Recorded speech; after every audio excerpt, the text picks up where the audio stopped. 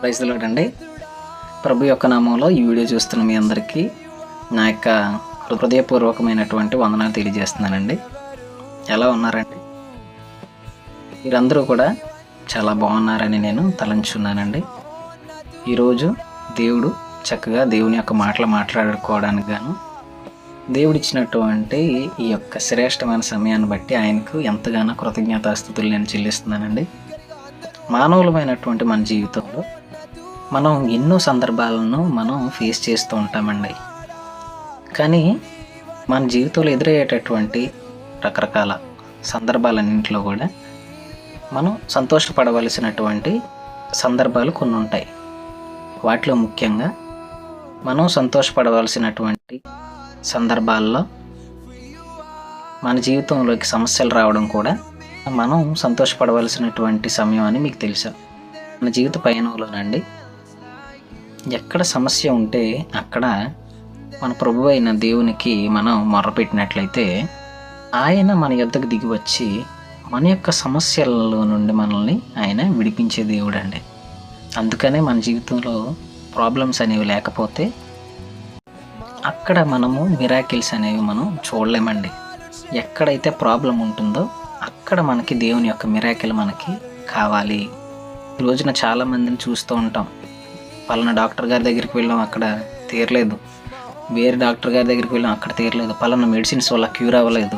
లేదంటే వేరే ట్రై చేసాం, వేరే హోమియోపతి ట్రై చేసాం, వేరే ఆయుర్వేదం ట్రై చేసాం. ఇలా రకరకాలవి ట్రై చేసాము. బట్ టెంపరీగా తగ్గింది కానీ పర్మనెంట్గా తగ్గలేదు. ఆ ప్రాబ్లము తిరిగి మరలా రిపీట్ అవుతుంది అని చెప్పేసి చాలా మనం నిరాశ చెందిపోయి ఆ యొక్క సమస్యను తీర్చగలిగేది మన దేవుడే అని చెప్పేసి, ఆ యొక్క మిరాకిల్ చేయగలిగేది మన దేవుడే అని చెప్పేసి మనం దేవుని మనం వేడుకుంటూ ఉంటాం. దేవుని మనం అడుగుతూ ఉంటాం, అయ్యా నన్ను ప్రాబ్లం నుండి బయటపడేయండి, అయ్యా నన్ను సమస్యల నుండి బయటపడండి, అయ్యా నన్ను అప్పులు ఊబిలో నుండి నన్ను బయటపడేయండి అని దేవుని మనం వేడుకుంటూ ఉంటామండి. ఈ రోజున మనం గమనించదగిన విషయం ఏంటంటే, మనం ఒక అద్భుతం అనేది మన జీవితంలో జరగాలని మనం కోరుకుంటే, పలానా మిరాకిల్ మనకి కావాలి అని అనుకుంటే దేవుని యొక్క సన్నిధికి వెళ్ళి మనం మొరపెడతాం. ఎందుకని వెళ్తామంటే, మనుషులు చేయలేని కార్యాన్ని దేవుడు చేయగలడు అని నమ్మి విశ్వసించి ఆయన మీద నమ్మకం ఉంచి మనం ఆయన వద్దకు వెళ్తామండి. ఈ వీడియో చూస్తున్న మీ అందరికీ కూడా నేను తెలియజేసే విషయం ఏంటంటే, ఎక్కడైనా నీ యొక్క పర్సనల్ లైఫ్లో కానీ, నీ యొక్క అఫీషియల్ లైఫ్లో కానీ, నీ యొక్క ఫ్యామిలీ లైఫ్లో కానీ, ఎక్కడైనా ఎవరైనా కానీ నిన్ను అణగదొక్కాలని చూస్తున్నారేమో, నిన్ను ఎగతాళి చేయాలని చూస్తున్నారేమో, బ్రతుకంతా ఇలా అణగదొక్కబడే ఉండాలా, బ్రతుకంతా ఇలా ఎగతాళి పడుతూ ఉండాలా, బ్రతుకంతా ఇలా అప్పుల బాధను మోస్తూ ఉండాలా, బ్రతుకంతా నిందల పాలవుతూ ఉండాలా, ఇటువంటి బాధను నేను మోస్తూ ఉండాలా ప్రభు అని భయపడుతూనే ఉన్నావేమో. ఈ రోజున దేవుని వాక్యం నీకు తెలియజేస్తుంది, ఎంత అణచబడబడతావో, ఎంత దాచబడతావో దేవుడు నిన్ను అంత వెలుగుమయంగా నిన్ను మారుస్తారండి. అంత వెలుగులోకి దేవుడు నిన్ను నడిపిస్తారండి.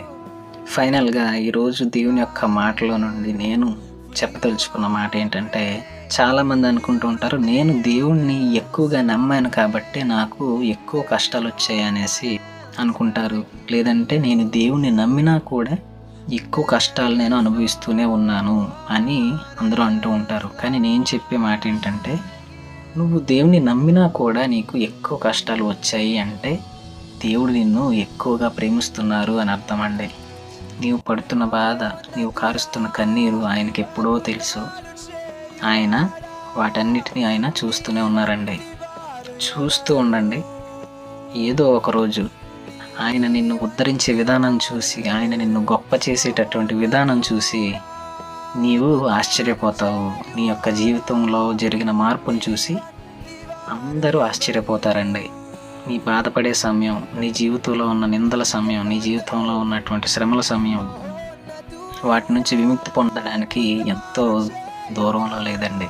కాబట్టి ఈ వీడియో ద్వారా తెలియజెప్పవలసిన మాట ఏంటంటే, నీకు కలిగినటువంటి విశ్వాసాన్ని, దేవుని మీద ఉన్నటువంటి నమ్మకాన్ని నీవు వదలకుండా గట్టిగా పట్టుకొని ఆయనతో పెనుగులాడి ఆయన నిన్ను దీవించే వరకు నీవు ఆయన విడిచిపెట్టకుండా నీ యొక్క నమ్మకాన్ని గట్టిగా పట్టుకొనిలాగన ఈ కొద్ది మాటలు దేవుడు మన వెనుకల్లో దీవించునుగాక. ఆమేన్. God bless you all. Thank you for watching.